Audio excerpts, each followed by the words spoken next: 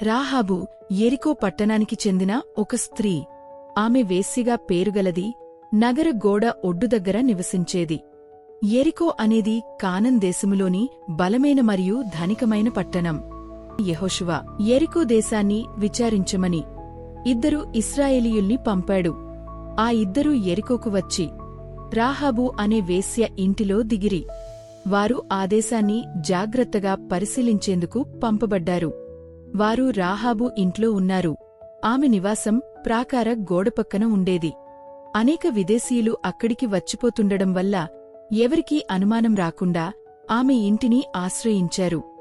రాహాబు గూఢచారులకు చెప్పింది, మేము విన్నాము. యెహోవా ఎర్ర సముద్రాన్ని మీకు ముందుగా ఎలాగా ఉరికించునో, మరియు మీరు సీహోను, ఓగును అనే 2 అమోరీ రాజులను ఎలా నిర్మూలించారో కూడా మేము విన్నాము. మీ దేవుడైన యెహోవాయే పరలోకమందును భూమిమీదను దేవుడైయున్నాడు. భయం కాదు, లోభం కాదు, విశ్వాసమే రాహాబు హృదయంలో ప్రవేశించింది. రాహాబు తన దేశపు రాజుకి చెప్పినట్లయితే ఆమెకు ధనం లేదా గౌరవం లభించవచ్చును. కాని ఆమె సాక్ష్యములు విని దేవునిమీద విశ్వాసం పెట్టి ఆ గూఢచారులను దాచింది. ఆమె భూమిమీద ఉన్న ఐశ్వర్యాలకన్నా దేవుడిని ఎక్కువగా విశ్వసించింది. రాహాబు బంగారం అడగలేదుగాని, మీరు ఈ పట్టణాన్ని స్వాధీనం చేసుకునే సమయంలో నా కుటుంబాన్ని రక్షించండి అని ఆమె కోరింది. ఆమె కోరిక లోభాన్ని కాదు కాని విశ్వాసాన్ని ఆధారంగా చేసుకుంది.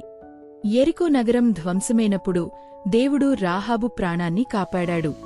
ఆమె తరువాత ఇశ్రాయేలీయుని వివాహం చేసుకుంది. ఆమె కుమారుడు బోయజ్, దావీదు రాజు యొక్క పూర్వీకుడు. ఆమె యేసుక్రీస్తు వంశావళిలో భాగమైంది. రాహాబు విశ్వాసపు వీరులలో ఒకరిగా లెక్కించబడింది. నీవు ఇప్పుడు భయంతో ఉండవచ్చు, లేక లోటుతో, కాని దేవుని కార్యాల యొక్క సాక్ష్యములను వినుము. అవే నీకు విశ్వాసాన్ని ఇస్తాయి. విశ్వాసం లోకపు ఆశలను తుడిచేస్తుంది. దేవుని చిత్తము ఎంచుకునే బలాన్ని ఇస్తుంది. విను, నమ్ము, విశ్వాసంతో జీవించు. ఎందుకంటే దేవుని కార్యాల యొక్క సాక్ష్యములను వింటే లోకపు వాంఛలయందు నీవు మోహపడవు.